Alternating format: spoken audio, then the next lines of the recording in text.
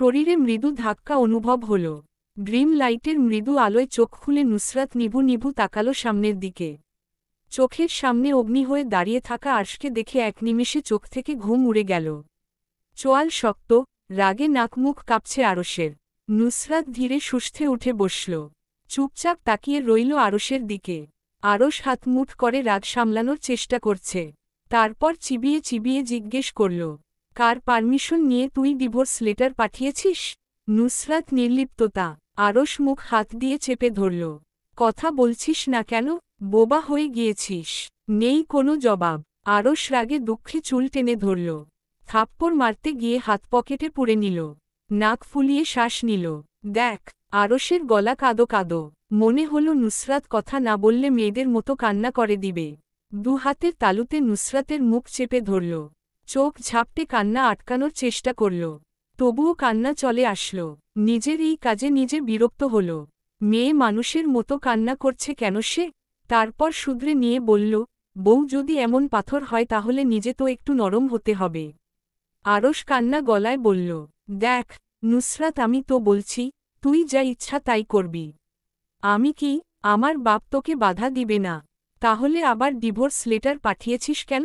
নুসরাত বিদ্রূপ করে হাসল। আরশ এবার কেঁদে দিল। চোখ বেয়ে গড়িয়ে পড়ল পানির ফোয়ারা। হাত দিয়ে চোখ মুছে নিল। আবার পানি বের হল। আবার মুছল। আবার বের হল। দু হাত দিয়ে চোখ ঢলতে লাগল আরশ। নুসরাতকে হাত বাড়িয়ে জড়িয়ে ধরতে গেল। নুসরাত বিছানার পিছন দিকে সরে গেল। আরশ নুসরাতের হাত চেপে ধরে নিজের চোখে স্পর্শ করাল। নুসরাতের হাতে চোখ মুছল। নাক টেনে ভাঙা গলায় বলল, দেখ, আমি তোর পায়ে ধরব। তুই যদি বলিস তাহলে আমি পুরো ফ্যামিলির সামনে পায়ে ধরব।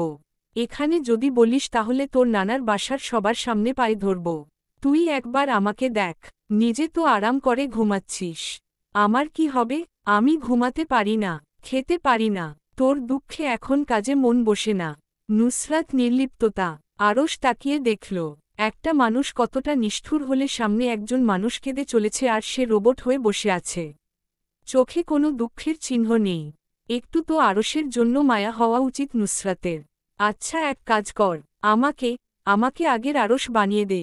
যে তোকে পছন্দ করত না, তোকে দেখলে বিরক্ত হতো, অসহ্য লাগত, তাকে বানিয়ে দে।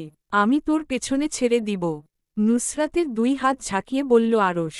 নুসরাত কথা বলল না, চুপচাপ তাকিয়ে রইল। সে বিরক্ত হতে চাচ্ছে কিন্তু বিরক্তি আসছে না।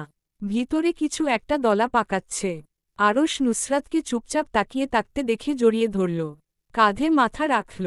চোখ ঘষে মুছল। নাক টেনে কাঁদল। বানিয়ে দে, না হলে গলা টিপে মেরে দে। তোর মজা লাগছে না আমাকে এরকম দেখতে? আচ্ছা, মজা নে, তবুও আমাকে আগের মতো বানিয়ে দে। আরশের কান্নার তোরে সারা শরীর নড়ছে। নুসরাতকে জড়িয়ে ধরার সাথে তারও শরীর নড়ছে। চোখ জ্বালা করে উঠল নুসরাতের। আরশকে ধাক্কা দিয়ে বলল, আপনি উন্মাদ হয়ে গেছেন? হ্যাঁ, আমি বদ্ধ উন্মাদ হয়ে গিয়েছে। তুই করেছিস। সব দোষ তোর। তুই দোষী। আমার দোষী। আমার অপরাধী তুই। দেখ নুসরাত, আমরা সুন্দর একটা জীবন তৈরি করতে পারি। তুই কেন আগের জিনিস নিয়ে এখনো পড়ে আছিস? নুসরাত, আমাকে দেখ, আমি ভুলে গিয়েছি না সবকিছু, তুইও ভুলে যা। এত সহজ সবকিছু ভুলা? আরশ চোখ মুখ মুছে নিল দুই হাত দিয়ে ভালো করে। কান্নার তোরে নাকের পাটা বার ফুলে উঠছে। শ্বাস ফেলছে ধীরে ধীরে। চোখ বুজে বলল, চেষ্টা করলে অবশ্যই সহজ। নুসরাতের মুখ হাতের তালুতে নিয়ে কপালে কপাল চেপে ধরল। দেখ, আমার শ্বাস বন্ধ হয়ে যাচ্ছে। তুই চাচ্ছিস আমি মরে যাই। নুসরাত, আমার ব্যথাটা বুঝো, আমার কষ্ট বুঝো। আমি তো হার মেনে নিয়েছি। এবার তুই চলে আয় আমার কাছে। ডিভোর্স তো কোনো কিছুর সমাধান নয়।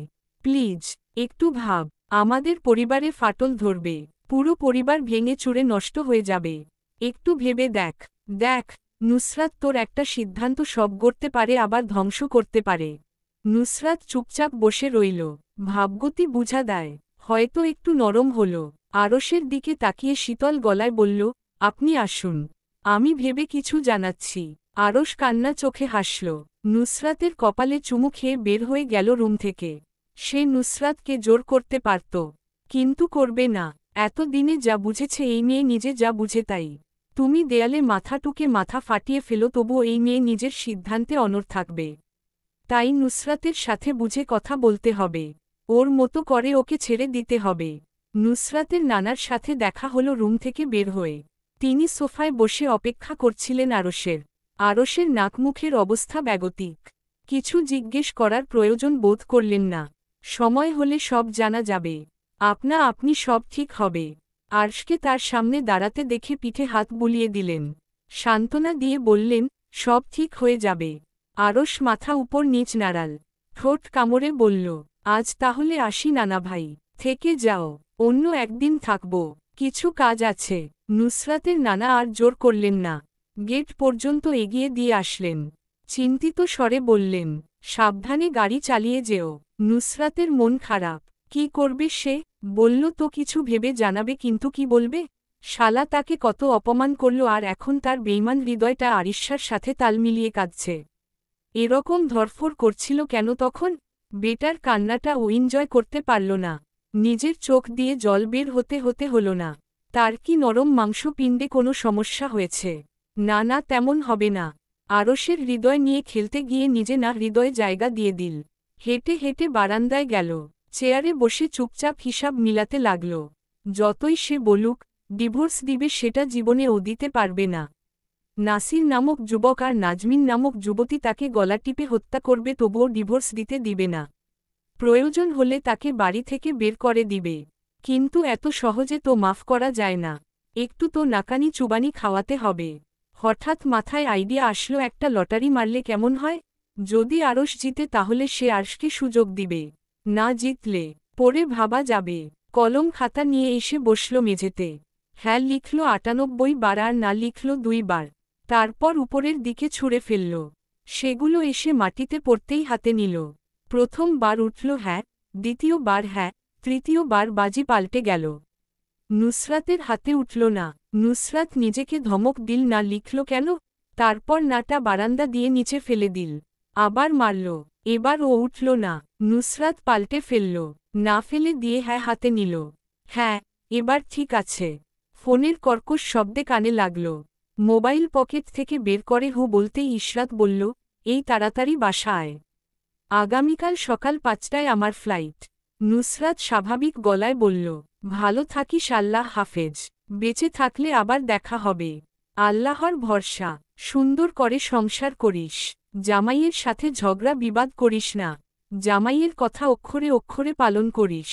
জামাই যা বলবে তা করিস। জামাই যা বলে তা চুপচাপ মানবি। ওকে। নুসরাত ইসরাতের মুখের উপর ফোন রেখে দিল। ঠোঁটের কোণে ফুটে উঠল মৃদু হাসির ঝলক।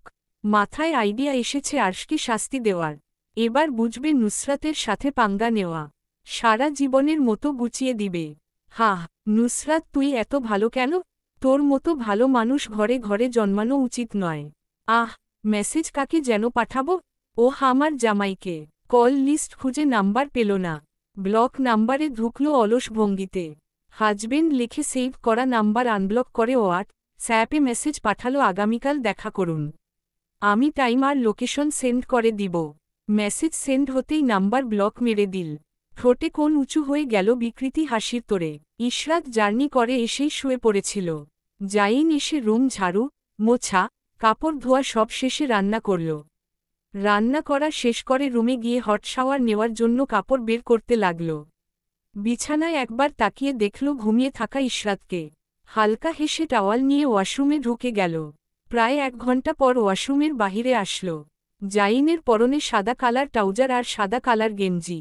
ইশরাতের মুখের সামনে গিয়ে চুল ঝাড়া দিল। পানি ছিটা চোখে লাগতেই ইশরাত চোখ মেলে তাকাল। হাত তুলে আড়মোড়া ভাঙল। জাইনের দিকে তাকিয়ে অধর বাঁকিয়ে হাসল। জাইন বুকের বাপাশে চেপে ধরে বলল, হায় মে মার যাবা। ইশরাত উঠে বসল। জাইনকে উদ্দেশ্য করে বলল, ফ্রেশ হয়ে গিয়েছেন?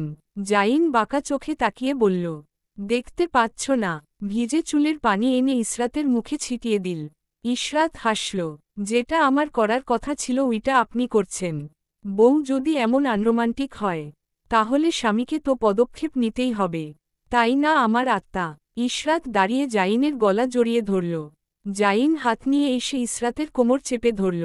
ভ্রু উঁচিয়ে জিজ্ঞেস করল, কি ইশরাত মাথা নাড়াল, মুখ দিয়ে বলল, নাথিং। জাইন মাথা নামিয়ে ইশরাতের থুতনিতে চুমু খেল। ভ্রু নাচিয়ে জিজ্ঞেস করল, কি? ইশরাত দুদিকে মাথা নাড়াল না ভঙ্গিতে। জাইন কোমর ছেড়ে দিল। ইশরাতকে বলল, যাও, ফ্রেশ হয়ে আসো। ইশরাত অলস ভঙ্গিতে না করতে গেল। জাইন চোখ রাঙ্গাল, মুখ লটকে চলে গেল ওয়াশরুমে। জাইন খাবার সাজাতে চলে গেল কিচেনে। খাবার টেবিলে চুপচাপ খাবার খাচ্ছিল ইশরাত। জাইন গম্ভীর গলায় জিজ্ঞেস করল, পড়াশোনা করতে চাও? চাইলে আমি কোনো ভার্সিটিতে তোমাকে অ্যাডমিশন করিয়ে দিতে পারি। ইশরাত মুখে ভাতের লোকমা নিয়ে বসে রইল। জাইনের দিকে এক দৃষ্টিতে তাকিয়ে রইল। জাইন ভাত খাওয়া থামিয়ে বলল, কি? এভাবে তাকিয়ে আছো কেন? ইশরাত গম্ভীর গলায় বলল, আমি যতটুকু পড়েছি ততটুকু অনেক। আমি এখন সংসার করতে চাই। আপনি কাজ করবেন, আমি আপনার টাকায় খাব। আপনার বাচ্চা পালন করব। এই তো বেশ, আর কোনো কিছুর প্রয়োজন নেই। জাইন মৃদু হাসল। ইশরাতের দিকে তাকিয়ে বলল, আমি কিন্তু বলছি না, তুমি নিজেই বলছো এটা। তোমের শ্বশুরকে কল দিয়ে জানিয়ে দিও, নইলে আমাকে কল দিয়ে ক্যাট করবে। বিকেল 5টায় নুসরাতের দেওয়া লোকেশনে গত আধ ঘণ্টা যাবৎ আরশ বসে আছে। নুসরাতের দেখা নেই। তাকে কি এভাবে বসিয়ে রেখে শাস্তি দিবে ভেবে মেয়েটা আসছে না? হতে পারে এটা তাকে স্বামী ভাবে না, ভাবে শত্রু, তাই তো এত জ্বালাচ্ছে। আগে একটা শত্রুতার সম্পর্ক ছিল, কিন্তু এখন তো নেই। আর থাকলে সেটা তো আরশ ভুলে গিয়েছে। তাহলে এই মেয়ে আগের কথা ভুলে যাচ্ছে না কেন? আরশের চিন্তা ভাবনার মাঝে বোরকা পরা একটা মেয়ে এসে ভিতরে ঢুকল। আরশ বিরক্ত হয়ে নুসরাতকে কল দিতে যাবে, মেয়েটা এসে আরশের সামনের চেয়ারে বসল। টেবিলের উপর রাখা আরশের হাত টেনে ধরল। আরশ আতঙ্কিত চোখে তাকাল।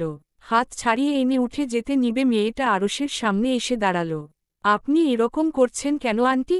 নেকাবের নিচ থেকে নুসরাত হেসে উঠল। আরশ নুসরাতের হাসির শব্দে চিনতে পেরে নিজেও বোকার মতো নুসরাতের সাথে তাল মিলিয়ে হাসল, হে হে করে। আরশ হাসি থামিয়ে নুসরাতের দিকে রাগী চোখে তাকাল। এই গরমের দিনে নুসরাত হাত মোজা, পা মোজা, নেকাব, বোরকা, চোখে চশমা, হিজাব, সাথে আন্টিদের মতো বড় একটা ব্যাগ নিয়ে আসছে। এই অবস্থা কেন তোর? নুসরাত সে কথার উত্তর দিল না। চেয়ারে বসতে বসতে বলল, আসল কথায় আসি। ফালতু কথা বলে সময় ওয়েস্ট করার প্রয়োজন নেই। ব্যাগ হাতরে কাগজ বের করল, যেখানে কিছু শর্ত লেখা আছে। স্ট্যাম্প বসানো, নিচে লেখা শর্তে রাজি থাকলে স্বাক্ষর করুন। আরশ তাকাল না। নুসরাতের হাত থেকে কলম ছিনিয়ে নিয়ে স্বাক্ষর করে দিল। নুসরাত হতবম্ব হয়ে তাকিয়ে রইল। সে কিছু বলার আগেই আরশ সাইন দিয়ে নুসরাতের দিকে তাকিয়ে হাসল। নুসরাত নিজের মাথা দুদিকে নাড়িয়ে বলল, আগে পড়ে নিতেন। পড়ার কোনো প্রয়োজন নেই, এবার বাসায় চল। আর এই সব হাত মোজা, পা মোজা খুল।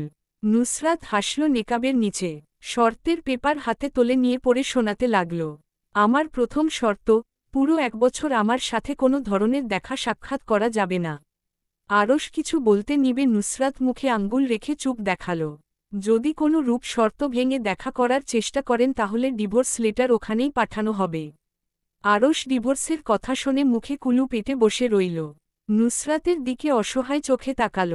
দ্বিতীয় শর্ত, ভবিষ্যৎ যদি কোনো বাচ্চা হয় তাহলে তার নাম আমি রাখব। এবং যদি ওর চেহারা বিন্দুমাত্র আপনার সাথে মিলে বাচ্চাটা আপনি বড় করবেন। আমি এই বিষয়ে কোনো মতামত রাখতে পারছি না। যদি ইচ্ছে হয় পরে ভেবে দেখব। তৃতীয় শর্ত, আমি খুব তাড়াতাড়ি ফ্রান্স যাচ্ছি। আরশ অবাক হয়ে জিজ্ঞেস করল, কেন? নুসরাত আঙ্গুল রাখল ঠোঁটে, চোখ দিয়ে যেন শাসাল আরশকে। আপনাকে না করেছি কথা বলতে, তাহলে কথা বলছেন কেন? চুপ করে বসে থাকবেন। বেশি কথা বললে ব্যাগে ডিভোর্স পেপার আছে, সাইন এক্ষুনি করে ডিভোর্স দিয়ে দিব। তাহলে ফিরে যাই শর্তে। নুসরাত ঠোঁট জিহ্বা দিয়ে ভিজিয়ে নিল। বুকের ভিতর কম্পন হচ্ছে। ও যতটা বাইরে শক্ত ততটাও নয়। ঠোঁট কামড়ে বলল, ফ্রান্স থাকা অবস্থায় আপনার ভাই বা বোনের কাছ থেকে কোনো কথা জানতে চাইবেন না আমার বিষয়ে। ওরা যদি জোর করে আমার বিষয়ে কিছু বলতে চায় তাহলে আপনি মুখের উপর কল কেটে দিবেন। রাজি? আরশ উপর নিচ মাথা নাড়াল। সে রাজি। নুসরাত খুশি হয়ে বলল, গুড বয়। তাহলে আজকে মুখটা দেখা। আজ থেকে তো শর্ত কার্যকর করা হলো। এখানে থাকলে যেখানে সেখানে আপনার সাথে আমার দেখা হতে পারে, তাই এই আইডিয়া। তাহলে আজ আসি। শর্তগুলো মেনে চলবেন। দেখা হবে তাহলে 1 বছর পর। নুসরাত উঠে চলে গেল। স্লাইডিং ডোর ঠেলে বের হবে পিছন থেকে আরশ হাত টেনে ধরল।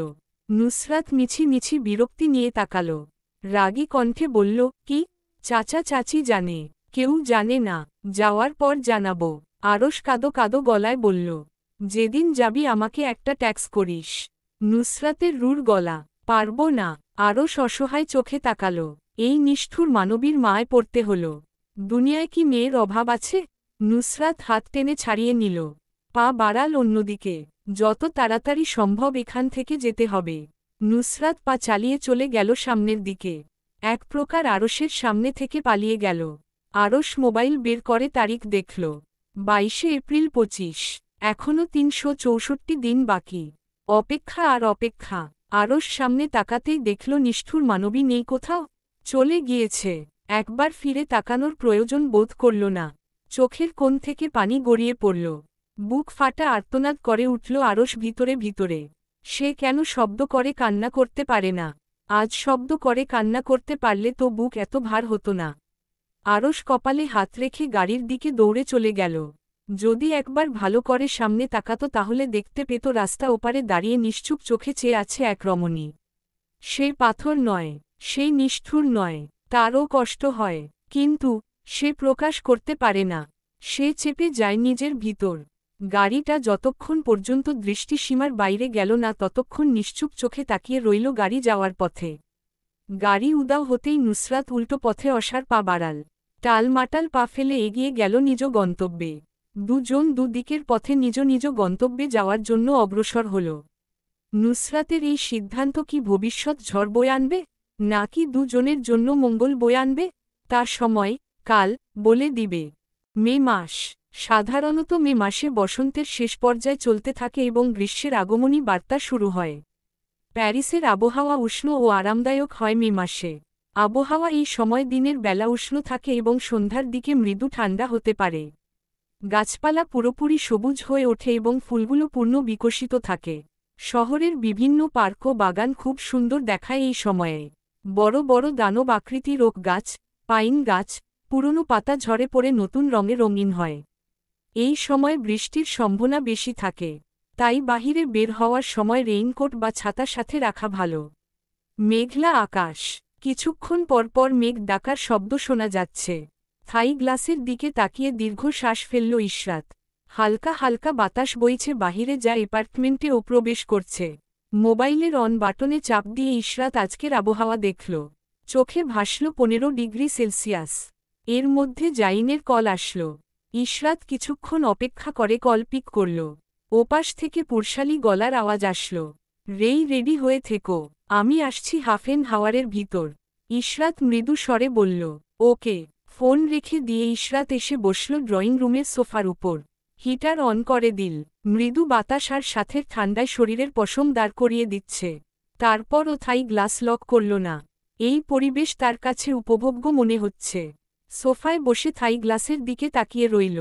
এখান থেকে বিশেষ কিছু দেখা না গেলেও বড় বড় ওক গাছের শাখা প্রশাখা দেখা যাচ্ছে। ইশরাত দৃষ্টি মেলে তাকিয়ে রইল এক পানে। জীবনের কাছে সে যা চেয়েছে জীবন তাকে অনেক বেশি দিয়েছে। সে জাইনের প্রথম ভালোবাসা নয়, কিন্তু জাইনের জীবনের সবথেকে কাছের জায়গা সে পেয়েছে। জাইনের মতো একজন মানুষের সুখ দুঃখের সাথী হতে পেরেছে, এটাই অনেক বেশি তার কাছে। আজ তারা বাহিরে যাবে। গত 1 মাস থেকে জাইনের পিছন ধরেছে ইশরাত। ঈদে সালামি হিসেবে দেওয়া ডলারগুলো দিয়ে শপিং করবে। এগুলো বাসায় পড়ে রয়েছে। জাইন আইডিয়া দিল ডায়মন্ডের কোনো জিনিস কিনে ফেলার জন্য। দেশে থাকতে নাজমিন বেগমও বলেছিলেন টাকা দিয়ে গোল্ডের কোনো জিনিস বানিয়ে নেওয়ার জন্য। ইশরাতের গোল্ডের প্রতি বিশেষ আকর্ষণ না থাকায় অতটা গুরুত্ব দেয়নি কথাটায়। জাইনের কথা ইশরাতের কাছে গ্রহণযোগ্য মনে হয়েছে। গোল্ডের তুলনায় সে ডায়মন্ডের প্রতি একটু উইক। তাই ডায়মন্ড নিলে টাকাগুলো ওয়েস্ট হবে না। আবার জাইনের টাকাগুলো কাজে লাগল। বিয়ের প্রথম সালামি ও অক্ষত থাকল। তাই গত 1 সপ্তাহ ধরে জাইনের পিছন নিয়েছে মলে যাওয়ার জন্য। আজ বাহিরে যাওয়ার আগে বলে গিয়েছে নিয়ে যাবে মলে। ইশরাত প্রায় 15 মিনিট এক ধ্যানে বসে থেকে উঠে দাঁড়াল। হঠাৎ উঠে দাঁড়াতেই পুরো শরীর দোলে উঠল। চোখ বন্ধ করে অনেকক্ষণ দাঁড়িয়ে থেকে নিজেকে ধাতস্থ করে পা বাড়াল রুমের দিকে। রুমের দরজা ধাক্কা দিয়ে ভিতরে ঢুকতেই নাকে লাগল ব্ল্যাক টাই সিলিন ম্যান পারফিউমের গন্ধ। ইশরাত নাক টেনে নাসারন্ধ্রের ভিতরে গ্রানটা টেনে নিল। রুমের ভিতর অন্যরকম মন মাতানো সুগন্ধি। এই গ্রানটা ইশরাত জাইনের শরীর থেকে পায়। দীর্ঘ শ্বাস ফেলে রুমের ভিতর এগিয়ে গেল। আয়নার সামনে দাঁড়াতেই নিজের কাছে লাগল আগের তুলনায় আরও একটু মোটা হয়ে গিয়েছে। কাবার্ড থেকে স্কার্ফ বের করে পরে নিল। মোটা ওভারকোট গায়ে চাপিয়ে ঠোঁটে লিপ গ্লোস লাগিয়ে নিয়ে অগ্রসর হল রুমের বাহিরের দিকে। পাশের রুমে উকি দিল একবার। গতকাল রাতে এসে ঘুম দিতে শুয়েছে আর এখন পর্যন্ত ঘুমাচ্ছে। ইশরাত দীর্ঘ শ্বাস লুকিয়ে রুমের দরজা লক করে দিল। ড্রয়িং রুমে এসে সোফায় বসতেই জাইনের কল আসল। ইশরাত কল পিক করে কানে লাগেতেই ওপাশ থেকে গমগমে স্বরে ভেসে আসল, রেই নিচে অপেক্ষা করছি, চলে আসো। ইশরাত মিনমিন গলায় বলল, আসছি। মোবাইল কোটের পকেটে ঢুকিয়ে দরজার বাহিরে গেল। দরজা লক করে নিয়ে বড় বড় পা ফেলে অগ্রসর হল এলিভেটরের দিকে। পায়ে short high heel. Elevator ground ফ্লোরে গিয়ে থেমে গেল। ইশরাত এলিভেটর থেকে বের হতেই চোখের সামনে দেখল সুঠাম দেহের পুরুষটাকে, যে গাড়ির সামনে দাঁড়িয়ে আছে তার অপেক্ষায়। ইশরাত ধীরে ধীরে পা বাড়িয়ে গাড়ির কাছে গেল। জাইন দরজা খুলে দিল। ইশরাত আলগোছে গিয়ে গাড়িতে উঠে বসল। ঠোঁট কামড়ে হাসল ইশরাত। জাইন থমথমে মুখে এসে বসল ড্রাইভিং সিটে। ইশরাতের দিকে তাকিয়ে ভ্রু কুঁচকে নিল। দন্ত দিয়ে ঠোঁট চাপল। হুইল ঘুরাতে ঘুরাতে ইশরাতের দিকে আবার তাকাল। গাড়ি স্টার্ট করে নির্দিষ্ট স্পিডে দিয়ে এক হাত হুইলে রেখে আরেক হাত নিয়ে রাখল ইশরাতের পায়ের উপর। ঢোক গিলে ইশরাতের দিকে প্রশ্নবোধক চাহনি দিয়ে জিজ্ঞেস করল, রেই হাসছ কেন? ইশরাত কথা বলল না। শরীরে শিরশির অনুভূতি হল। এটা নতুন না, জাইন স্পর্শ করলে সচরাচর এমন অনুভূতি হয়।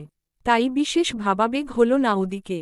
ইশরাত জাইনের হাত পায়ের উপর থেকে সরাতে চাইলে জাইন চোখ রাঙিয়ে তাকাল। দাঁতে দাঁত চেপে বলল, হে, কি সমস্যা? ইশরাত চোখ নামিয়ে নিল। জাইন মুখ গম্ভীর করে বসে রইল। তবুও হাত সরাল না। ইশরাত চোখ ঘুরিয়ে নিয়ে কাচের বাইরে চোখ রাখল। জাইন লক করে রেখেছে। ইশরাত তাকিয়ে রইল কাচের ভিতর থেকে। বাইরে একের পর এক চলতে থাকা গাড়িগুলোর দিকে তার দৃষ্টি। ধীরে ধীরে অন্ধকার ঘনিয়ে আসছে ধরণীতে। রাতের রঙে রঙিন হচ্ছে পুরো পৃথিবী। জাইন ধীরে ধীরে গাড়ি নিয়ে ঢুকল মলের ভিতর। গাড়ি পার্কিং করার আগে দরজা খুলে দিল ইশরাতকে বের হওয়ার জন্য। চোখ বড় বড় করে সাবধান করে দিল, আমি আসার আগে মলের ভিতর যদি ঢুকো তাহলে আজ রাতে তোমার খবর আছে। ইশরাতের মুখ থেকে ভুলক্রমে বের হয়ে আসল, কি খবর করবেন? জাইন ঠোঁট বাঁকিয়ে হাসল। জিহ্বা দিয়ে ঠোঁট ভিজিয়ে নিয়ে জিজ্ঞেস করল, তুমি কি তার ডেমো এখানে দেখতে চাও, নাকি বাসায় গিয়ে? ইশরাত চোখ সরিয়ে নিল। দাঁড়িয়ে রইল চুপচাপ একপাশে। এক হাত দিয়ে আরেক হাতে ঘর্ষণ করল। ঠোঁট কামড়ে চেয়ে রইল দূরে পার্কিং করতে থাকা ব্ল্যাক কালারের কারের দিকে। জাইন গাড়ি থেকে বের হয়ে গাড়ি চেক করল লক করেছে কিনা। যখন দেখল সব ঠিকঠাক তখন ইশরাতের দিকে এগিয়ে আসল। পরনে থাকা শার্টের হাতা গুটিয়ে নিল। হাতে ওভারকোট ভাঁজ করে রেখল। কপালে গভীর ভাঁজ, মুখ গম্ভীর। ইশরাত একটা জিনিস লক্ষ্য করেছে, সৈয়দ বাড়ির সব পুরুষের কপালে সব সময় 2 থেকে 3টে ভাঁজ থাকে। কোনো সময় এই ভাঁজ শিথিল হয় না। এই বেটারও সেই অবস্থা। আরও একজনেরও এরকম থাকে। তিনি হলে দ্য গ্রেট নুসরাত আপা। জাইন ইশরাতের চিন্তা ভাবনার মাঝে এসে তার হাত চেপে ধরল। ইশরাত চোখ তুলে তাকিয়ে আবার নামিয়ে নিল। জাইন এক হাত দিয়ে ইশরাতকে টেনে নিয়ে আসলো নিজের কাছে। বুকের কাছে মাথা চেপে ধরে হাঁটা ধরল সামনের দিকে। জাইনের শক্তপোক্ত শরীরের কাছে তাকে চুনোপুটি মনে হয়। সে 5 ফুট 4 ইঞ্চি হওয়ার পরও জাইনের বুকের কাছে গিয়ে পড়ে। উপরের দিকে তাকিয়ে কথা বলতে হয় জাইনের সাথে। উপরের দিকে কথা বলতে গেলে ইশরাতের ঘাড়ে ব্যথা হয়ে যায়। জাইন ইশরাতকে তার দিকে তাকিয়ে তাকতে দেখে মাথা নিচু করে ইশরাতের দিকে তাকাল। ভ্রু নাচিয়ে জিজ্ঞেস করল, কি? ইশরাত মাথা নাড়িয়ে কিছু না বলল। জাইন শক্ত করে চেপে ধরে অগ্রসর হল সামনের দিকে। ইশরাত পায়ের সাথে পা মিলিয়ে এগিয়ে গেল সামনের দিকে। ডায়মন্ড স্টোরে এসে জাইন গ্লাস ঠেলে ভিতরে ঢুকে গেল। স্লাইডিং ডোরের সামনে দাঁড়িয়ে থাকা ছেলেটা জাইনকে উদ্দেশ্য করে বলল, হ্যালো স্যার। জাইন মুখ গম্ভীর রেখে বলল, হ্যালো। ডায়মন্ড স্টোরে ঢোকার পরপর শরীর গরম হয়ে গেল ইশরাতের। চারিদিকে তাকিয়ে দেখল ইশরাত। একটা ছেলে জাইনের দিকে এগিয়ে এসে বলল, কিভাবে সাহায্য করতে পারি স্যার? কিছু ডায়মন্ডের নেকলেস দেখান। ছেলেটা ছোট ছোট নেকলেস বের করে দেখাতে লাগল। জাইন ইশরাতকে ইশারা করল, মুখ দিয়ে বলল, যেটা পছন্দ হয় নিয়ে নাও। ইশরাত জাইনের বাহু বন্ধনে থেকে মিনমিন করে বলল, আপনি পছন্দ করে দিন। জাইন মুখে গম্ভীর ভাব ধরে রাখল, কিন্তু মনে মনে খুশি হল ইশরাতের কথায়। হাত বাড়িয়ে একটা নেকলেস হাতে নিল। ছেলেটার দিকে তাকিয়ে বলল, এটা কত ইউরো? জি স্যার, এটা ৫,০০০ ইউরো। ডিসকাউন্ট অফার চলছে? জি স্যার, 10% ডিসকাউন্ট। তাহলে ডিসকাউন্ট করলে কত ইউরো হয়? স্যার আপনার 10% ডিসকাউন্টে নেকলেসের দাম ৪,৫০০ ইউরো হবে স্যার। কার্ড না কেস? Card sir. জাইন নিজের ব্ল্যাক কার্ড দিয়ে দিল ছেলেটার দিকে। Sir pin. ইশরাত জাইনকে পিন লিখতে দেখে হাতের নিচ থেকে উকি ঝুঁকি মারতে লাগল। জাইন ইশরাতকে এরকম করতে দেখে ধীরে ধীরে পিন লিখতে লাগল ইশরাতকে দেখিয়ে। ইউরোপে করতেই ছেলেটা বক্সে পুরে ডায়মন্ড নেকলেস জাইনের দিকে এগিয়ে দিল। হাসি মুখে বলল, আবার আসবেন স্যার ম্যামকে নিয়ে। ক্রিসমাসের সময় আমাদের এখানে দারুণ দারুণ অফার দেওয়া হয়।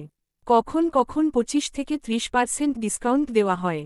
জাইন ঠোঁট টেনে হেসে এগিয়ে গেল দরজার দিকে। গ্লাস টেনে খুলে দিয়ে গ্লাসের সামনে দাঁড়ানো ছেলেটা বলল, আবার আসবেন স্যার। জাইন শুধু মাথা নাড়িয়ে বের হয়ে গেল।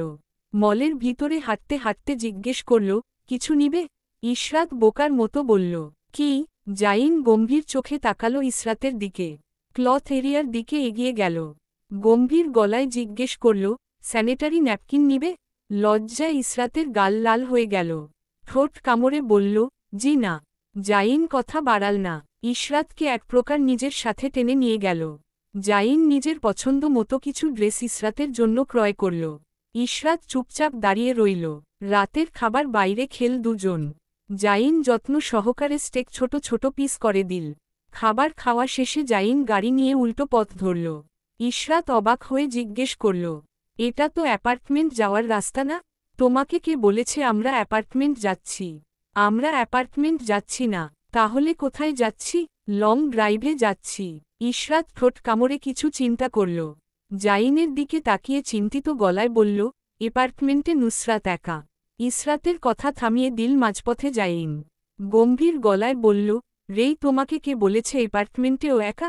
ইশরাত অবাক চোখে তাকিয়ে জিজ্ঞেস করল, তাহলে অন্য কেউ আছে কি? জাইন ঠোঁটের কোণে হাসি ঝুলিয়ে বলল, অবশ্যই আছে। কে?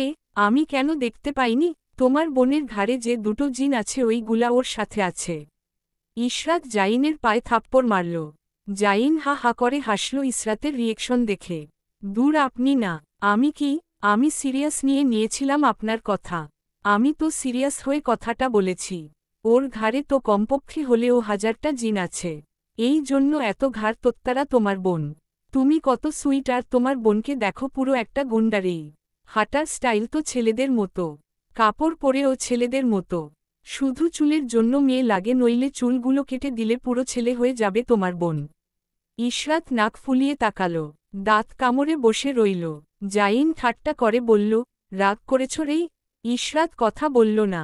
জাইন এক হাত হুইলে রেখে অন্য হাত দিয়ে ইশরাতের হাত চেপে ধরল। মজা করছিলাম। তুমি দেখি সিরিয়াস নিয়ে নিলে।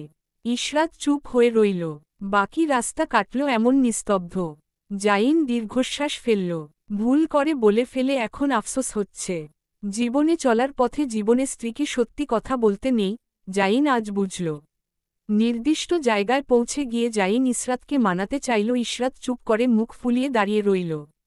জাইন কান ধরে উঠো বসো করল। জাইনকে কান ধরে দাঁড়িয়ে থাকতে দেখে ইশরাতের মায়া লাগল। হাত বাড়িয়ে জাইনের কপালের উপর পড়ে থাকা চুলগুলো অগোছালো করে দিল। জাইন ইশরাতের কোমর চেপে ধরে টেনে কাছে নিয়ে গেল। শির শির বাতাসে নাকি জাইনের সংস্পর্শে ইশরাত কেঁপে উঠল ঠিক বুঝা গেল না। ধীরে ধীরে দুটো অধরে অধর মিলল। আকাশ কাঁপিয়ে মেঘের গর্জন আসল।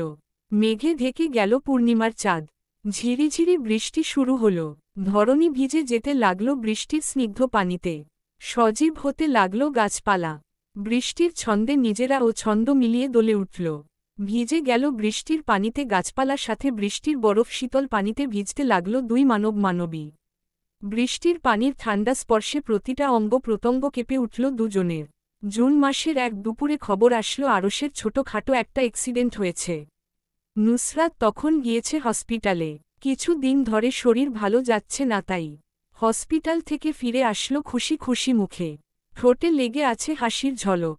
বাসা আসার পর ইশরাত খবর দিল আরশের অ্যাক্সিডেন্ট হয়েছে। নুসরাতের ভাবগতি বুঝা বড় দায়।